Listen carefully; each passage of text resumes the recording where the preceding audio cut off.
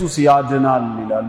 ይገድላል ሲሉ ሰምተን አናውቅም አንድም ቀን። ኧረ አላህ ይገድላል ነው እኛ ደግሞ የምንለው። ተመልከቱ፣ ይሄ ንግግር በጣም ወሳኝ ንግግር ነው። ምንድነው ያሉት? ኢየሱስ ያድናል ይላሉ። አንድም ቀን ያው እኛን ማለት ነው። አንድም ቀን ይገድላል ሲሉ ሰምተን አናውቅም። ኧረ አላህ ይገድላል ነው እኛ ደግሞ የምንለው አሉ። በቃ ይሄ ንግግር በራሱ እስልምናና ክርስትናን ይለያል። ቀኛም እንስማማለን። በእኛ በክርስቲያኖችና በእስልምና መካከል ያለው ሰፊ ልዩነት በዚህ በአንድ ሴንቴንስ በአንድ አረፍተ ነገር የተያዘ ነው። እኛ ምንድነው የምንለው? ኢየሱስ ያድናል ነው የምንለው። እነሱስ ምንድነው የሚሉት? አላህ ይገላል ነው የሚሉት። ታዲያ ወዳጄ የሚገል ነው የሚያድን ይሻላል? የትኛው ይሻላል? ምርጫው ያንተ ነው። እስልምና ይኸው አላህ ይገላል እያሉ ነው። እኛ ክርስቲያኖች ደግሞ ምንድነው የምንለው? ኢየሱስ ያድናል ነው የምንለው። አንድም ቀን ይገላል ሲሉስ ተሰምቶ አይታወቁም አሉ።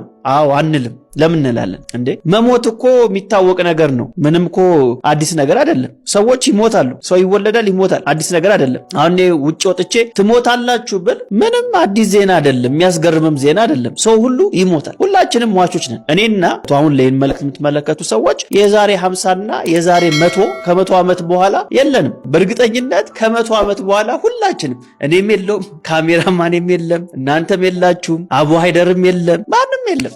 ሁላችንም እንሞታለን። አዲስ ጄኔሬሽን ይመጣል፣ ሌላ ጄኔሬሽን። ስለዚህ ትሞታላችሁ ማለት አዲስ ነገር አይደለም፣ የሚያስገርም ነገር አይደለም፣ ለሰዎችም የሚነገር ነገር አይደለም። ደስ የሚለው ዜና፣ የሚያስገርመው ዜና ይሄን ሟች የሆነውን ሰው ትድናለ፣ መድኃኒት አለ፣ የዘላለም ሕይወት የሚባል አለ ብለህ ስትነግረው ነው እንጂ ትሞታለህ ብትለውማ ምን ትቀልዳለህ ነው የሚለው። እውነት ነው፣ ሞታለሁ ነው የሚለው። ምንም የሚያስገርም ነገር አይደለም።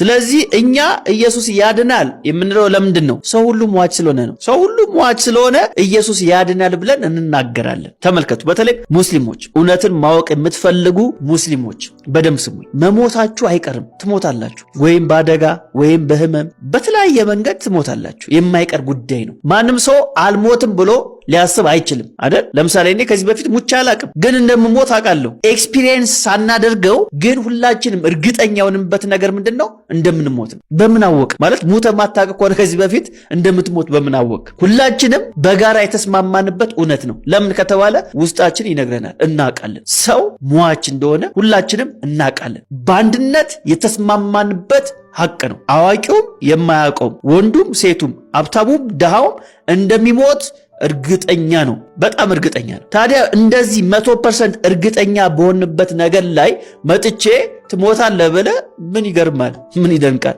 የሚገርመው ከሞት በኋላ ግን ሕይወት አለ፣ የሚያድን አለ፣ የዘላለም ሕይወት አለ የሚለው ንግግር ስለ አዳኙ ማውራት ግን እሱ ያስገርማል፣ ያስደንቃል። ደግሞም ለሰዎችም የኔ ምስራች መናገር አስፈላጊ ነገር ነው። ስለዚህ በክርስትናና በእስልምና መካከል ያለው ልዩነት ምንድነው ካላችሁ በጣም ምዘረዝራቸው ፖይንቶች አያስፈልጉም። ይሄ አቡ ሃይደር የተናገሩት አንዱ አረፍተ ነገር በቂ ነው። ኢየሱስ ያድናል ይላሉ እነሱ፣ እኛ ደግሞ አላህ ይገላል እንላለን።